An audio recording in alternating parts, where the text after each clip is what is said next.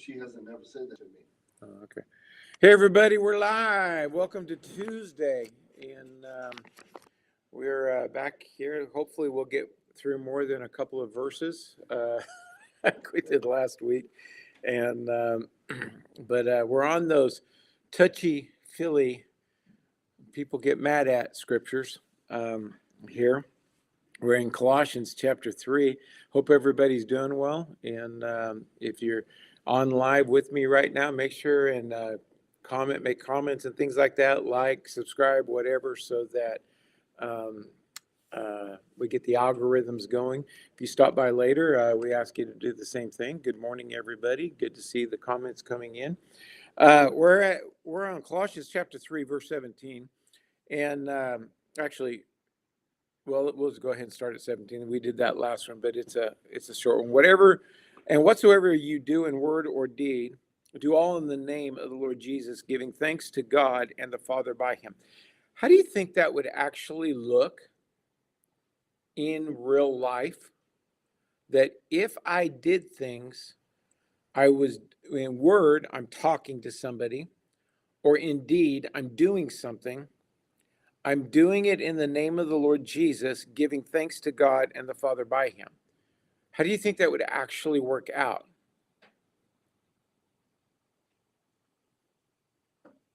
You could say it would work out. Well, if I'm talking to you and I'm doing it, well, that would be in word. And let's say you've done something that's irritated me. Okay, and the reason for our talk is more on the harder talk. What would it look like on my part? I think there would be a calm to myself. And also, the peace would push the frustration of that hard talk from being thankful out of the way. Yeah, and but would the purpose behind my talk be more focused on my anger or my frustration or on helping? Correctiveness, helping, resolving, so that we can restore. I mean, it has to. Hey, good morning, Shresh, all the way from India. I see you on there. It has to mean something. Or if I'm doing something, or saying, well, I'm doing this in the name of the Lord Jesus Christ, and I'm giving thanks to God, and then wouldn't my behavior be as such that it demonstrated that? Yeah. I mean, because the Word of God needs to manifest through me.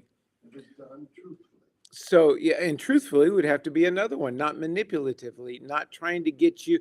I remember when I was young, this guy, an older guy, I mean, he was older than me, he was probably at least 20 years older than me. David, come here. Put his arm around me. I hear you've been doing such and such and such and such and da da da da da. No, he didn't say I'm hearing. He said, the Lord's told me. And he's coming off now. He's there to, let's say, help me. But really, his approach to me was to look spiritual. And because there was no follow-up on it, there was no anything. And then later off, I found out my friend, who was his nephew, I think. Anyway, there was a relationship, I can't remember exactly, had told him what we had done because my friend was involved in it also. And so he approached me as though he was, all spiritual and stuff. So it wasn't, and like I said, there was no follow-up to it to make sure that I was not doing it again and, whatnot. It was about him looking more spiritual. Yeah, a lot in that way. And so we've got, this is where I came back and I say, it's not so much how I feel about how I walk with God. It's more about what you can see in me. Because if you can see it, then it's probably true. If I'm just telling you about it, then it could be a lie. It could be manipulation. It could be true. It could be anything. And so then verse 18, which there's one of those backwards P's. It means a new paragraph. So I just thought I would put in there. So what we're going to do in the unto the Lord. Wives, submit yourselves unto your husbands. The Amplified says, wives, be subject to your husbands, subordinate, and adapt yourselves to them. We live in a day and time right now where this verse, um, all the way from Tulare, good to see you. Must be Felix typing. I don't think Sandy would have said that. Um, husbands and wives. I got in a conversation just here recently about husbands and wives. And you know, the women's live movement really hurt women. Women are a powerful being. In fact, there's an old saying about women that the hand that rocks the cradle rules the world. I mean, women don't realize in their trying to be equal with men, they've actually robbed themselves of their most power. And so when it says, "Wives, submit yourselves to your husband," it's not a dictatorial thing. It's not a dictatorship. It's not a I'm man, I'm in charge. It's nothing like that. It's a protection standpoint. So I've often said with Pastor Harbaum, I'm a very submitted person, but he doesn't control my life, but he's there as a safety net, as a resource, as a hey David, you know what? I think you need to pay attention to this, and can speak into my lives.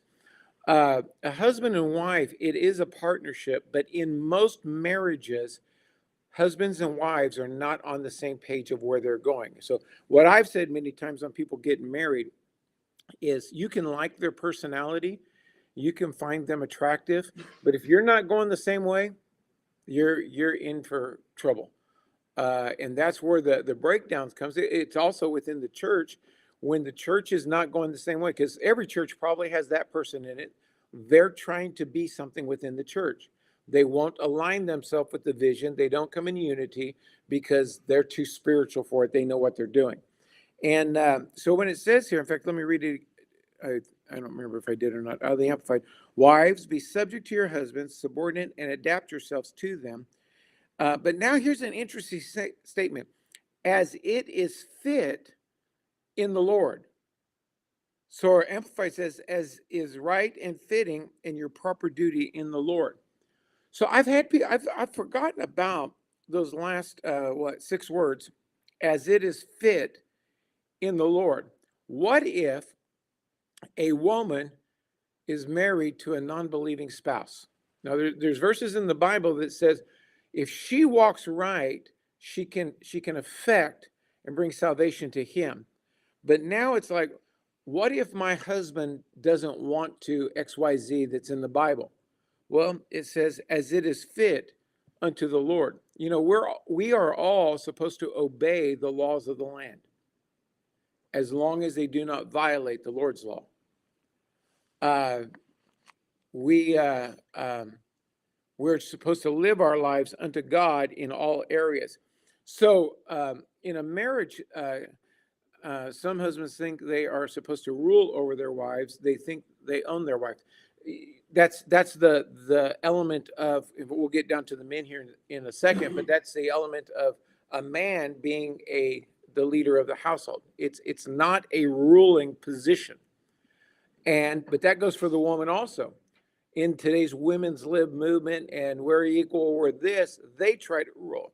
Now, on the flip side of that, a person that has a strong leadership position, somebody else who just lives by their emotions or whatnot, they're going to think they're controlling. I've been accused of being controlling. I'm probably the least controlling person you've ever met, because I'll let you do whatever you want. I try to guide, I lead, I will confront behaviors if it's affecting the church or something like that. But if you're just doing you and it's wrong, I know who I pastor and who I don't pastor. I don't say things about everything because it's not my position.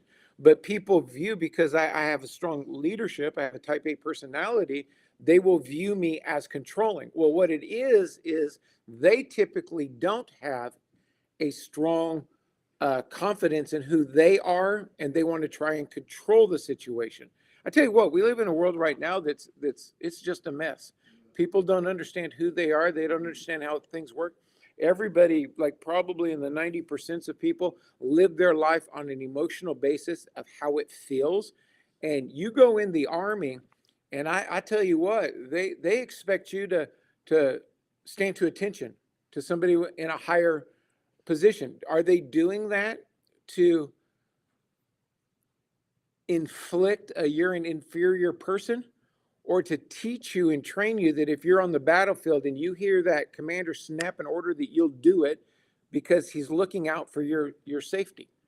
See, and this goes back to the man who's trying to lead a household. Are you doing it to protect and make the life better?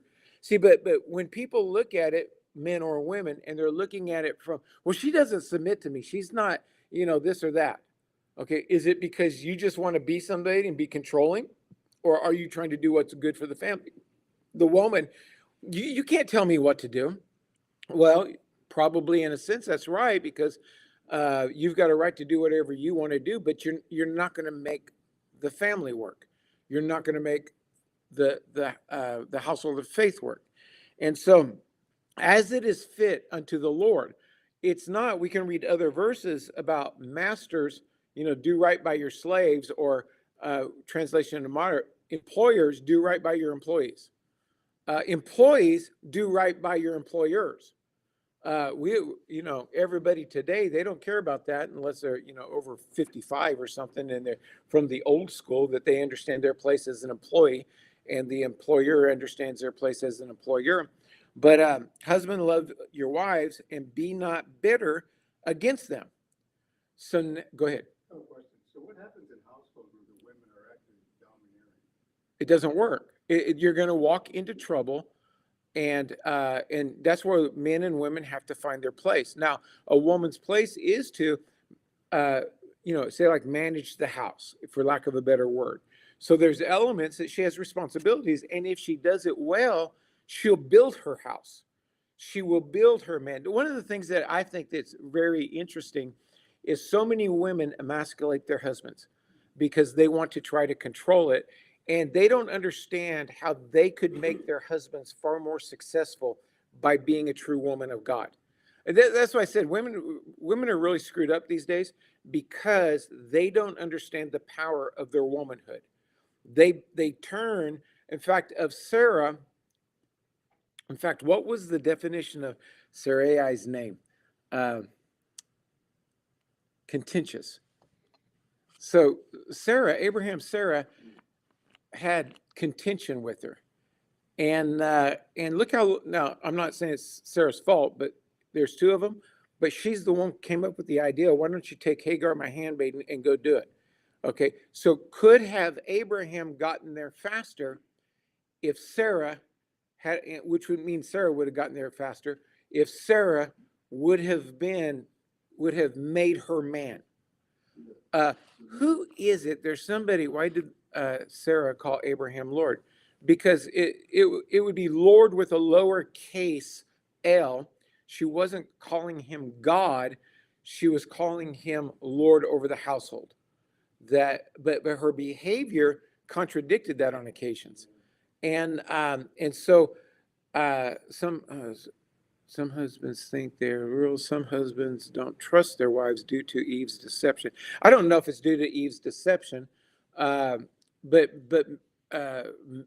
men have issues also, but then also we come back on trust on either side.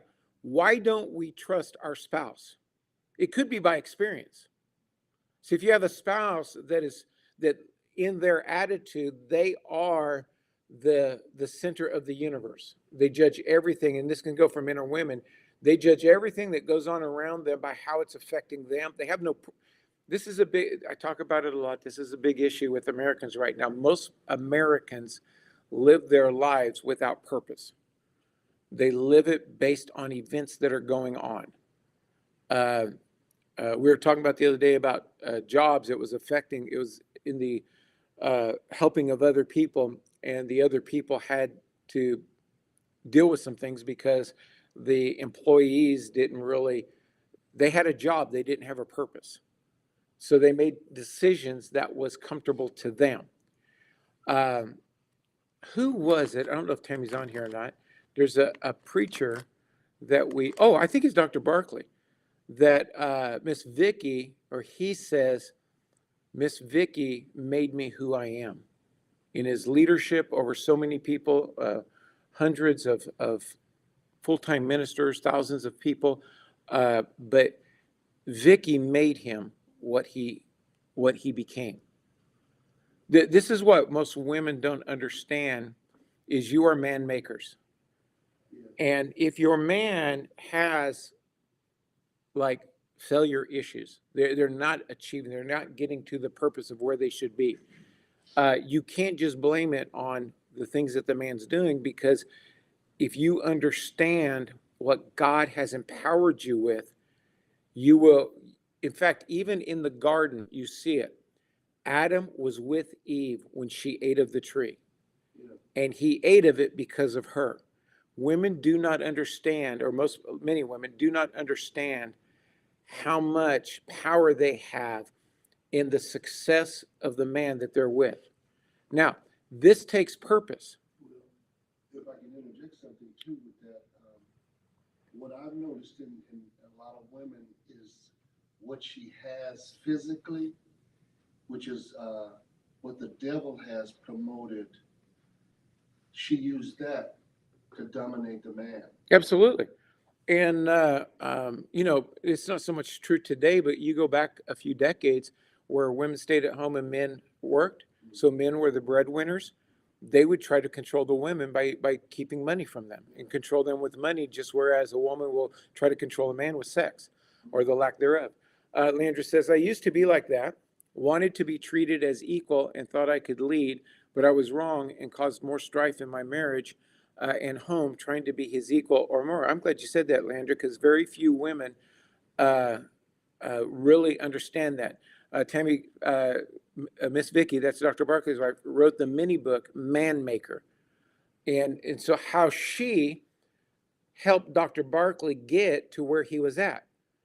I don't get it, because if a man is a man and leads the family, the woman is protected. I don't know why a woman would fight against that. A man is more capable of just, like, let's say, physical protection. This is why I don't understand why women want to be police officers and stuff. They just don't have the capability to go against a man. What? I want to ask you a question. Do you think it's part of a generational curse? No, I think it's a part of culture. The women's lib movement has really destroyed masculinity, and not just the women's lib movement. Right now, we have a movement to destroy masculinity. And but the women's lib movement really started the decline of masculinity by the exertion of femininity, in thinking that and teaching people that a woman can do what a man can do. Well, if you're talking about thinking, I mean, yeah, there's women that are smarter than men. I mean, there's no issue with that. But there's a place where the woman's knowledge works. There's a place where the man's knowledge works. There's a place where the femininity of a woman works, and there's a place where the masculinity of a man works. But people don't like doing that.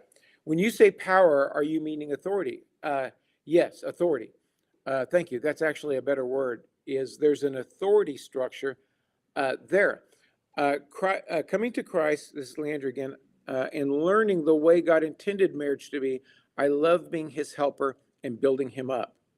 See, now there is no limit to what you can achieve if you have that attitude. And a lot of people in today's world would come back and say, oh, Leandra, no, you got to realize that you're this and you're that and da da da da da da da da. No, you're right where you're saying, and there's more power. And since you've made the switch, I bet you that you have a testimony that there's more peace in your house. Andrew's become more of a man and more of a leader, and it's affected your kids and everything like that. And so verse 19 says, husbands, love your wives and be not bitter against them. Now let's see what bitter means. Let me read it out of the Amplified. Husbands, love your wives, be affectionate and sympathetic with them, and do not be harsh or bitter or resentful toward them. And so now, this is probably hard on the element in any case of just people being people.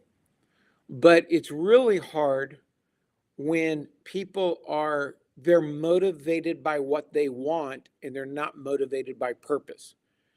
If you're a husband and wife and you get married and you're on the same page, let's name some pages here: children, money, long-term expectations, like where you want to be.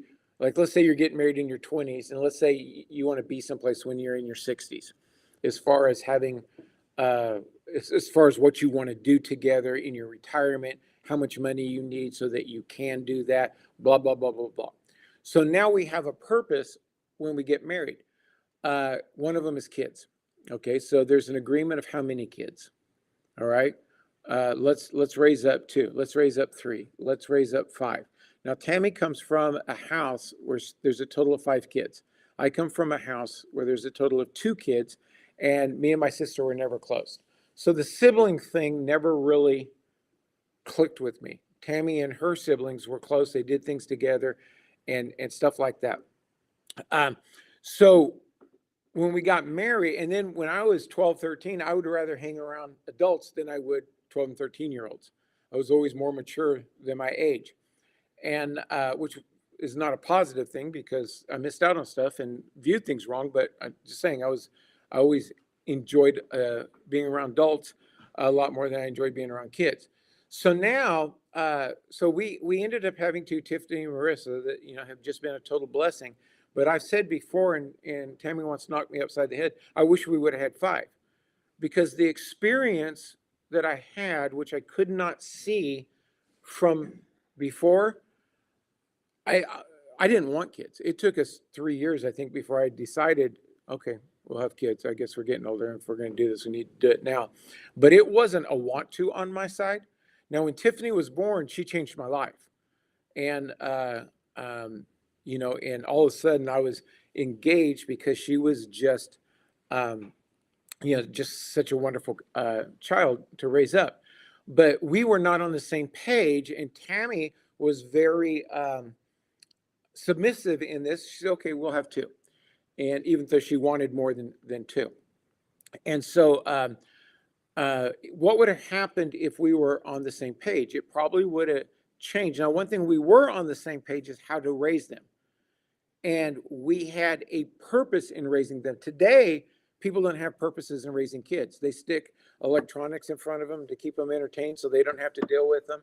If they cry, they just immediately do everything they can to stop them from crying because crying annoys them. They don't want to. The child rearing right now is just really horrible. I really feel bad on it.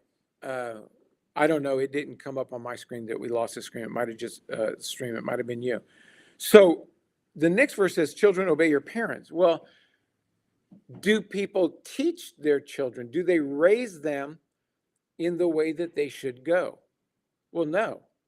They just let days and cycles go by. Most parents today don't even discipline or train their kids. They wait till they go to school and they let the teacher do it. Why do you want somebody who's possibly very ungodly training your children how to behave?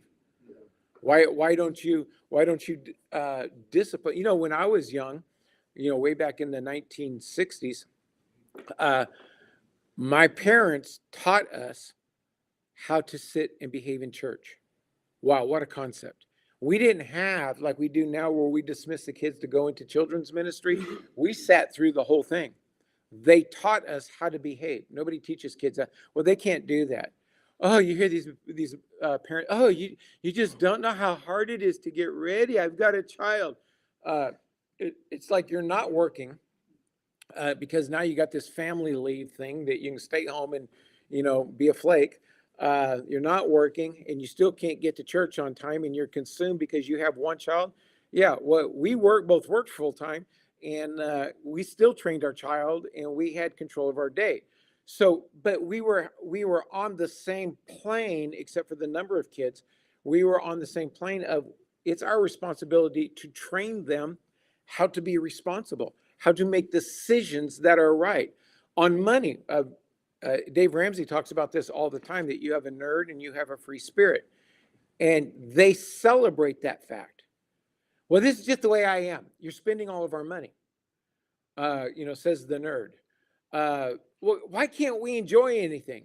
Because we got to save, says the nerd to the free spirit. You've got to be on the same page. Where are we going? What are we trying to do so that when we get to our 60s or 70s or whatever, we can accomplish, because it's a plan that we have. And I know there was a couple that was, they bought a house that was a beater, a fixer-upper. They moved into it. Their plan was, we're going to move into this house that really is not livable right now. We're going to fix it up to where it's really nice. We're going to sell it for a lot more and buy a better fixer-upper. So let's just do it by square foot. We're going to buy this 1,000 square foot house. We're going to live in it, and then we're going to fix it up, sell it for more, and then we're going to buy a 1,400 square foot house. And then we're going to fix it up, sell it where we have extra, then we're going to buy an 18 because we want to live in a 2,000 square foot, 3-bedroom, 2-bath home, and then we'll have it paid for by the time we get there, and we'll raise our kids in it and everything like that. And they did that. But why did it work?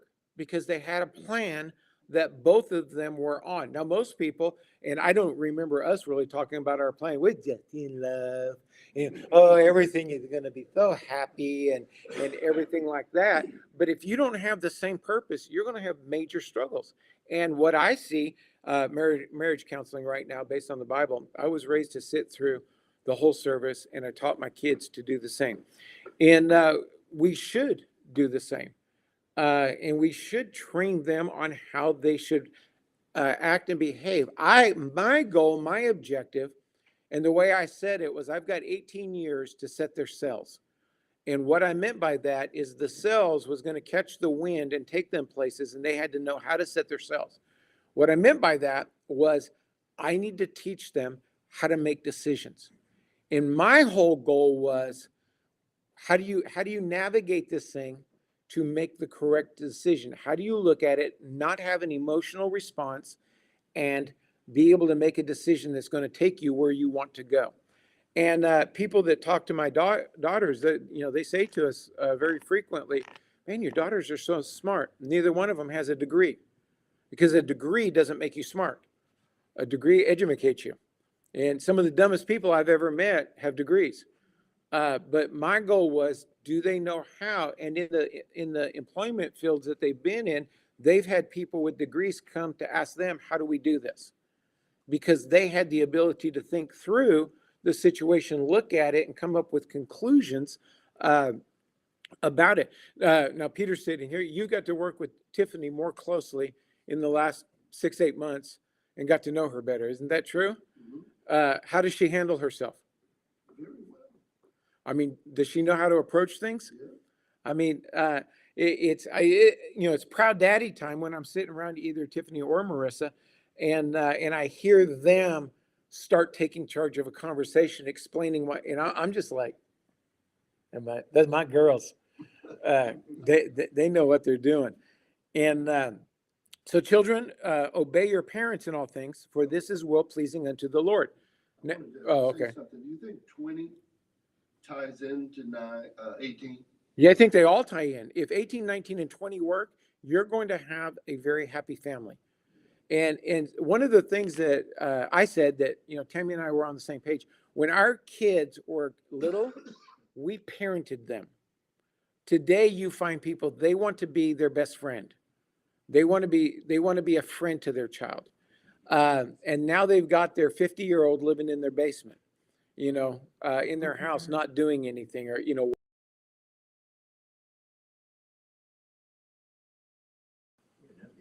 Okay, that time I lost the connection. And now they're living at home, and the parents, when they're in their 60s and 70s, are supporting them. Tammy and I, we parented our kids, which means that we had to direct them in things. They got mad at us. No, you're not going to do that. Well, everybody else is doing it. Yeah, but I don't want you in that environment. And but now, while they're in their 30s, yeah, and we're friends with them. We have a great relationship with them in their adult years. We don't have to take care of them. They did here recently for about 15 months, but it wasn't because they were flakes. Lived with us again. They bought a condo together. They sold it. They thought they would get within the next 60, 90, 120 days, they would get something. And the real estate market was just such that they made offers on things, but somebody else came in. They were bidding up prices, and people were paying more than what the property was worth. And so we didn't care that they were living in the house because they were still working. They were paying rent to us. Now, it wasn't market rent, but it's like, you're not going to live here for free. Why? Even as adults and responsible adults, I don't want to make a flake out of them. They had responsibilities. They even had, I believe they even had to cook, I think, once a week or something like that. Each one, so that'd be like twice a week. They had to play their part. They were in our house. And then they finally got a house. Offer was accepted, and they moved in. And it was at the time that we took a group trip to the Philippines. When we came back it closed while we were in the Philippines, and they moved in like a couple of days after we got back. And they've been on their own ever since, which that was a couple of years ago. And so, we're not paying their bills. We're not, whatever else would go in there. Why? Because we raised them to be responsible. And now we get to bless them every once in a while. Hey, you guys want to go to dinner with us? Or, hey, you guys want to come over for dinner? They're always up for that because they don't like cooking, but they do take care of their own stuff. But now it becomes a relationship and a blessing. And I tell you what, I'm a happy person because of the relationship that we have with our kids. So, but now watch here on 20. Children, obey your parents in all things. Many people, both men and women, as we were talking about in relationship, take on a dictatorship of their children. And they just go over there, sit down, shut up. Da, da, da, da, da. They just want to control what they do. Or they live their lives through their children. Because, let's say when they went to high school, they loved doing this, but the kid has no interest in it. But they force them to do that. This is one of the big complaints I had growing up is, my mom's from a musical family and loves music and everything like that. And she made me take choir. I had no interest in choir.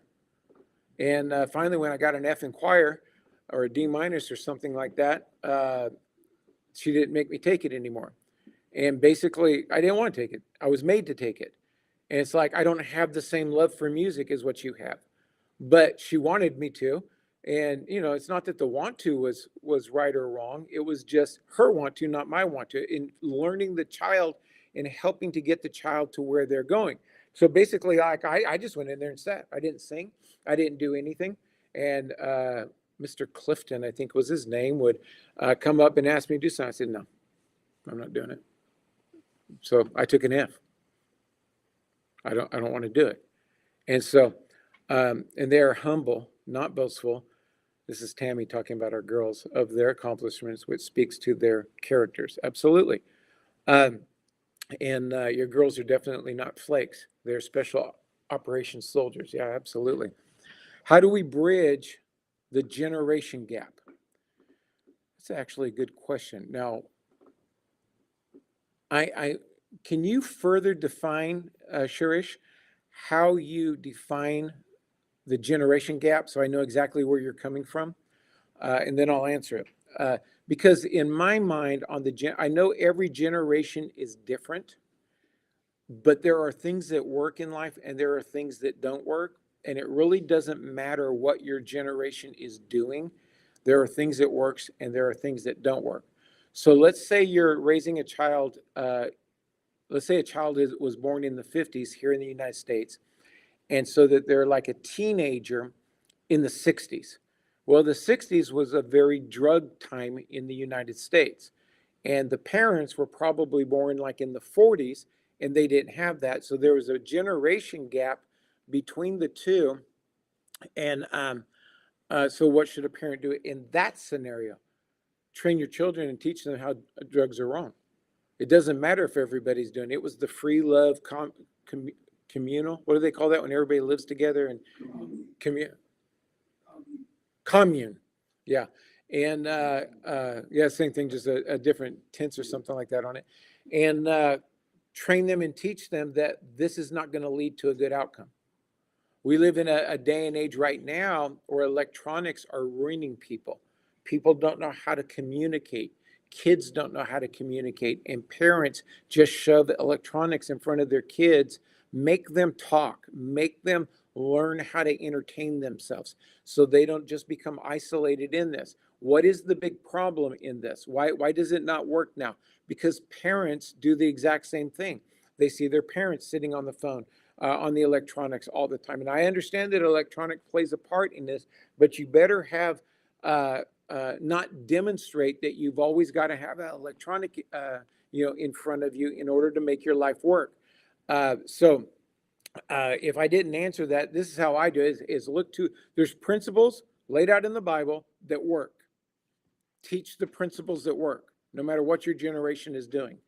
Oh, you're just so old school. Yep. Let me tell you something about old school. There's things that we did that worked, and there was things that we did that didn't work.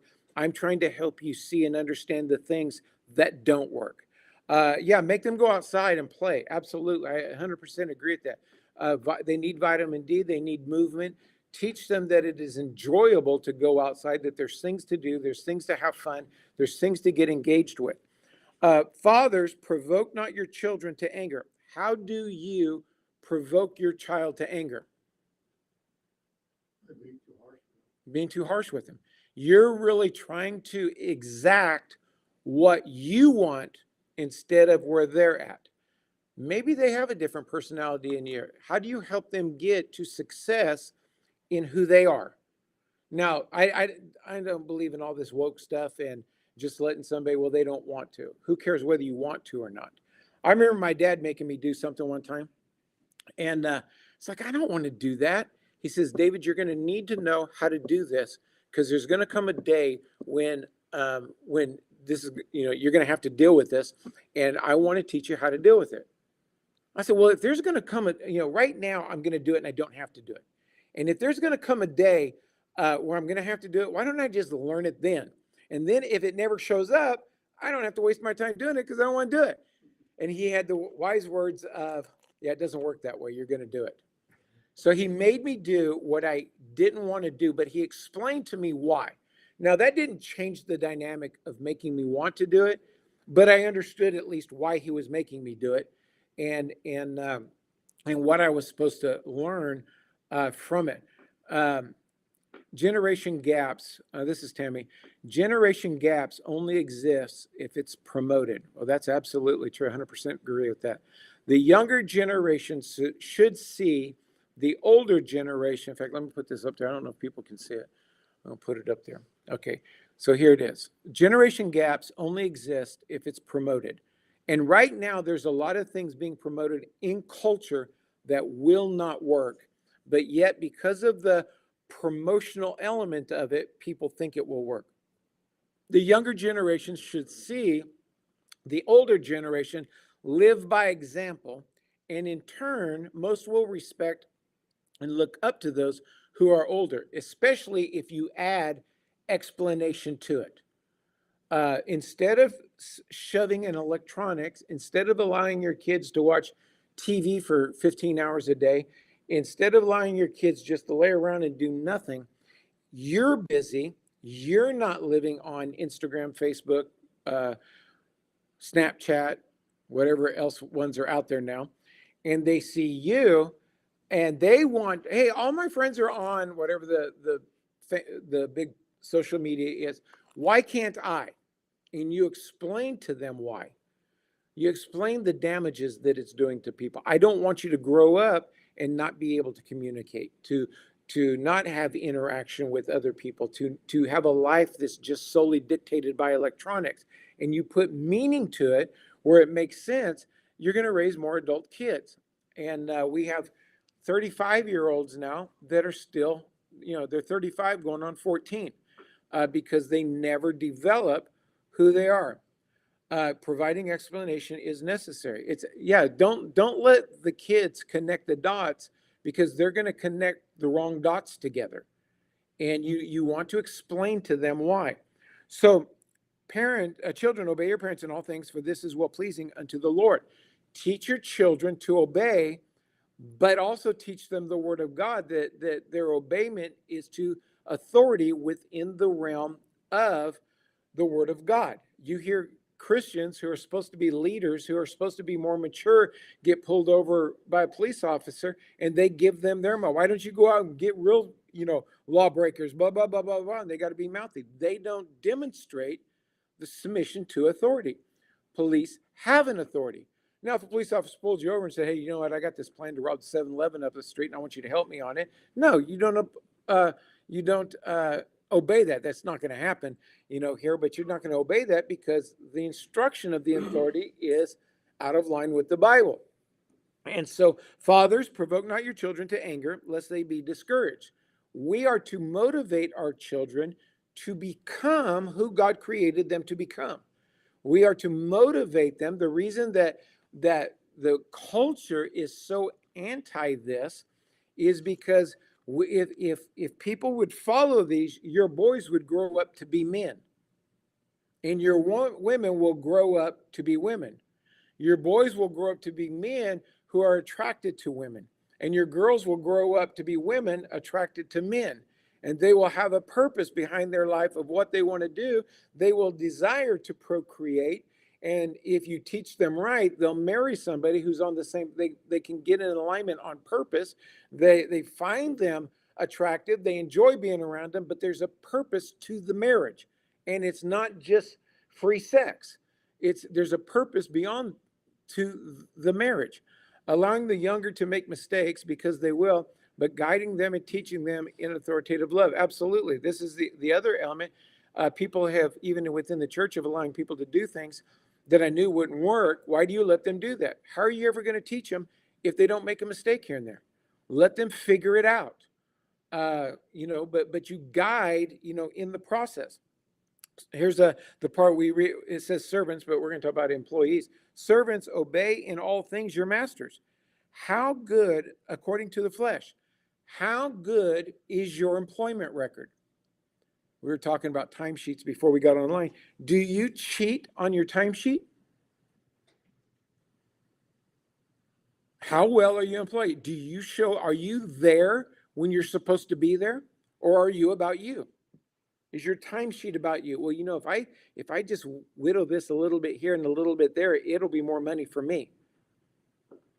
Servants, obey in all things your masters according to the flesh. The flesh is, here is your time. Sign in, sign out. I'm talking Christians do this all the time. They whittle things. Do you steal from your employer? Do you, if you got a grade, what do they call it when the employer sits down with the employee? The performance review. If your performance review was with Jesus, who sees all things, how would he rate it? Not with eye service, meaning you're doing right when they're there looking around. As men pleasers, we call them brown nosers, that we're just going to do things and make them think that we're doing. This happens all the time in church. People come up all the time. They think that you don't know where they're coming from, what their game is. But in singleness of heart. Now, what is the singleness of heart? Verse 17, whatever you do in word or deed, do it all in the name of the Lord Jesus, giving thanks to God and the Father by him. That's where the singleness of heart. Matthew chapter 6, I believe it is. If your eye be single, then your whole body shall be full of light. I'm doing this unto the Lord. I'm doing this because God's watching me. He knows my heart. He knows what I'm supposed to do. He knows my heart and what I do. And he's watching the movement of it. And if I'm just, it's just me, and I don't care if, I know I'm in Tammy's employment as a teacher, she was tenured. Not that she did this, but I'm just talking about the tenureship. I've been tenured, so I know it's going to take an act of God for them to fire me. I show up when I want to show up. I show up when I show up. I'll do it the way I want to do it. See, God knows the heart. God knows why we're doing things. And whatsoever you do. Now, in the statement of whatsoever you do, what does whatsoever you do mean? Life. Yeah. Everything in life, whatever you do. If you're sitting, if you're running, If you're talking to someone, whatever you do it heartily as to the Lord and not unto men. Are you known for giving harsh answers? Do you get ticked off easy? Do you feel violated easy? It's because your life's all about you. Knowing that of the Lord, wait a minute, do you know this? That of the Lord, wait, let me go back. Whatsoever you do it heartily. Let's see what the Amplified says. Servants, 23. Whatever may be your task, work at it heartily from the soul, the mind, will, and emotions, as something done for the Lord and not for men. I'm showing up to work because I'm doing it to the Lord and not because my employer says I should arrive at 8 o'clock. I'm doing my timesheet. This is the exact time I got here. This is the exact time I got out. I didn't waste a few minutes getting to the, you're getting nowadays it's all electronic stuff typically. You're getting ready to leave, and it's 5 o'clock. It's time to go home. Let me just go file this paper, and then I'll go to the bathroom, and then I'm going to run by the kitchen and grab my sandwich that I didn't eat for lunch, and I'll end up getting an extra 3 minutes. And that 3 minutes I get every day is going to add up to 15 minutes. I'm going to pull a little bit of overtime. God knows what you're doing. Yeah. Knowing that of the Lord you shall receive the reward of the inheritance of what you did. Now, most people read this, and I guess you could read it because the assumption of this verse is that you are going to do it right and you are going to receive the inheritance that has been given to us through Jesus Christ. But let's not read it that way. Knowing that of the Lord you shall receive the reward of the inheritance for what you just did. Because remember, you're supposed to do it heartily as unto the Lord. But when you're making decisions so that your time clock works out better for you, when you're making decisions so that you get there when you want, you leave when you want, works out better for you, you are going to receive the inheritance of that. Paul talked about, I can't pronounce the guy's name, that withstood him, and he said, may he receive the rewards of evil. There's rewards of evil. See, a lot of people don't realize why they're walking through what they're always walking through. Why they're always sick and they can't seem to beat sickness, why their money is always dry and they can't seem to beat the dryness of money, why they're tormented in their mind, they have no peace. But we're receiving a reward for how we conduct our life. I think if we truly realize the fact that the Lord is with us always, we wouldn't say or do most of the things that we do. We have become way too familiar with God, and we've also become in a internal mentality that we think we are lords of our life, that we can do it the way we want to do it. But he that doeth wrong shall receive for the wrong which he hath done. And there is no respect of person. Don't think you're so holy that you're not going to receive what you've done. Galatians chapter 6, God is not mocked. You're not going to beat his system. Whatsoever a man soweth, that shall he also reap. Most people do not look at their life as a reaping from what they've done. They're constantly battling stuff. They're constantly in distress. They're constantly under pressure. And they never consider, maybe I'm not conducting my life the way that I should.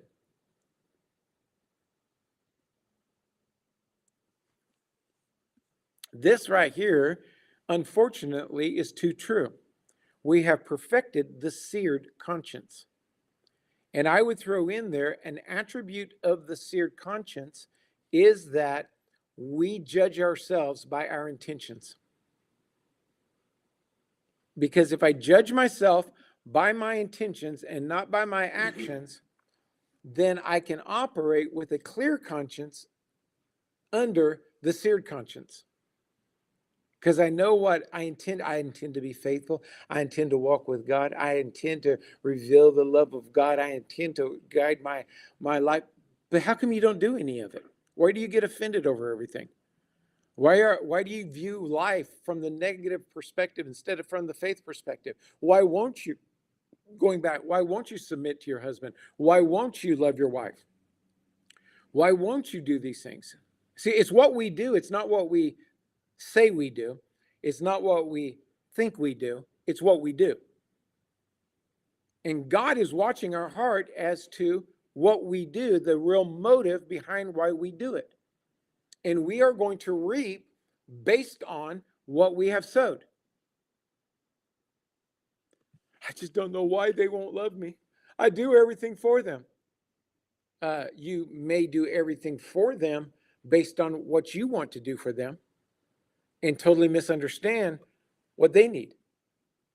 See, people get this messed up in marriage.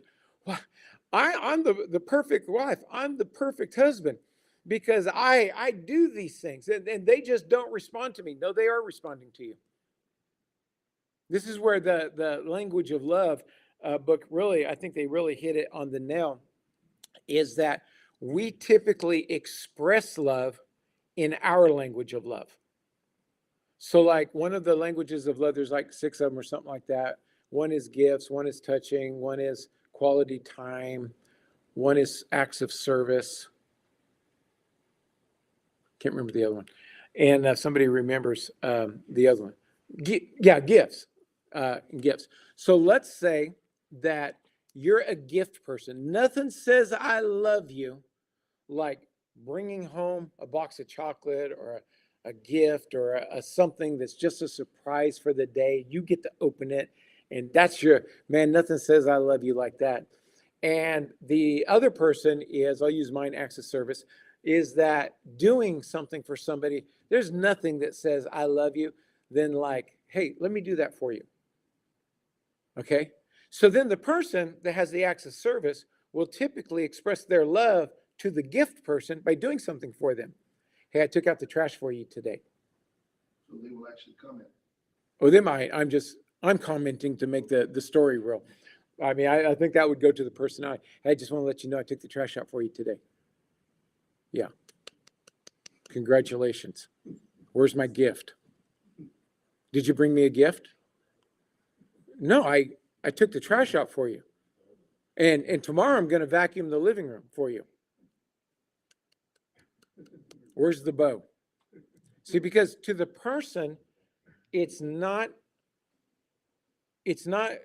what their language of love is. And usually people are loving each other like this. They're missing the mark because they don't understand the other person. And there can be a lot of attributes of why that happens. Some can just be ignorance. They don't think about it because, acts of service, man, for somebody who has acts of service as a love language, what can say I love you more than somebody doing something for you? I mean, I don't get why they think I don't love them, because you haven't said I love you. And I'm not saying the words I love you. You haven't said I love you because you haven't brought a gift home in 3 years. Why do they want a stupid package? I'm not a gift person, and so bringing a gift is not my love language. It's nice. I received the gift. Going overseas, yes, they do have to say they do it, because the next comment is from Dutch girl, whoever that is, making the electrolyte drink, even when you have been standing all day, just cooked dinner and cleaned, and just sat down for the evening. So yes, sometimes they do have to point it out. I feel sorry for her husband. I do too. But the walking, he that does wrong is going to receive the wrong response. He that does right is going to receive the right response. One of the biggest acts of stupidity is, I'm doing everything right, but I'm not getting what I'm supposed to get. No, you're not doing everything right. People recycle problems over and over and over again, believing they're walking in God. I don't know why I keep walking through these dynamics that I walk through, and they never look over at what they are sowing. Our lives are dictating where we're going to be. And chapter 4, verse 1 says, Masters, given to your servants that which is just and equal, knowing that you also have a master in heaven. So again, this ties into, remember, the chapter 4 was made by the translators. It was not made by the Apostle Paul. Right. When the Apostle Paul wrote this, he said, I'm reading verse 25 of chapter 3, but he that doeth wrong shall receive the wrong which he hath done, and there is no respect of persons. Masters, given to your servants that which is just and equal, knowing that you also have a master in heaven. So if you have an employer, if you have somebody that works for you, if you have somebody that you have an authority over, understand how you treat them is how your master is going to treat you.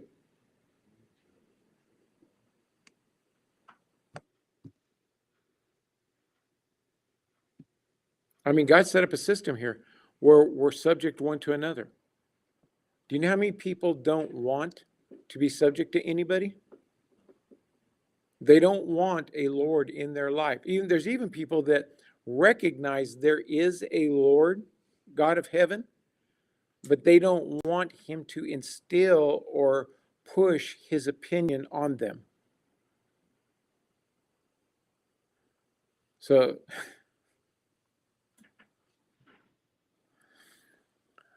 How dumb they are. how dumb we are. Because we don't.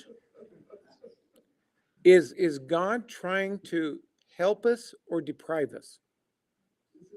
He's trying to help us. So everything he's told us, let's remember some. Wives, submit yourself to your husbands. Husbands, love your wives. He's done that so that it works for us. He set up purpose so it works for us. He told us not to get offended so that we don't get offended. He told us to do things that everything we do has a reaping to it, or a benefit to it. Do it right so you get the benefit. It amazes me how many people have chosen to do something that is good, but then destroy their harvest because they can't keep their mouth shut. They got to tell people they didn't want to do it, and it took up their time, or it took up some resources of their, and they ruin their whole reward because they can't do it with the right heart.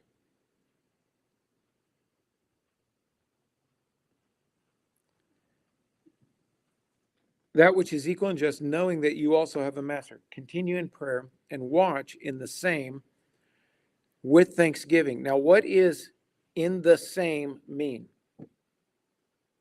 What you just read. Yeah, all the things we just talked about. Amplified. Be earnest and unwearied and steadfast in your prayer life, being both alert and intent in your praying with thanksgiving. So in this context of continue in prayer, what is the prayer that you continue in?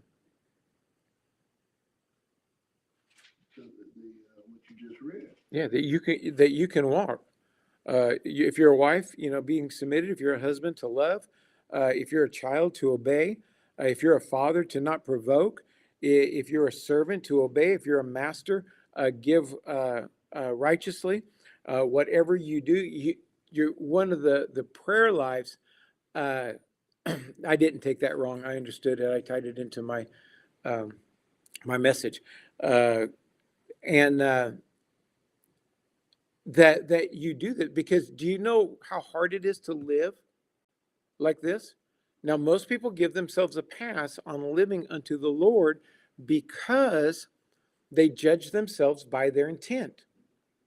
They don't judge themselves by what they are doing. You're going to get a reward for the intent of your heart, right? No, you're going to get a reward based on what you do, which actually reveals the intent of your heart. Continue, verse 3. Watch in the same with thanksgiving, with all praying also for us, that God would open unto us a door of utterance to speak the mystery of Christ, for which I am also in bonds. Amplified. And at the same time, pray for us also, that God may open a door to us for the word, the gospel, to proclaim the mystery concerning Christ, the Messiah, on account of which I am in prison. Now, that's interesting. in bonds, in prison, describe how Paul is saying, oh, it's 9:30. Okay, we're going to pick up. We'll pick up on 4:3 and talk about that in prison next week. Are you in prison?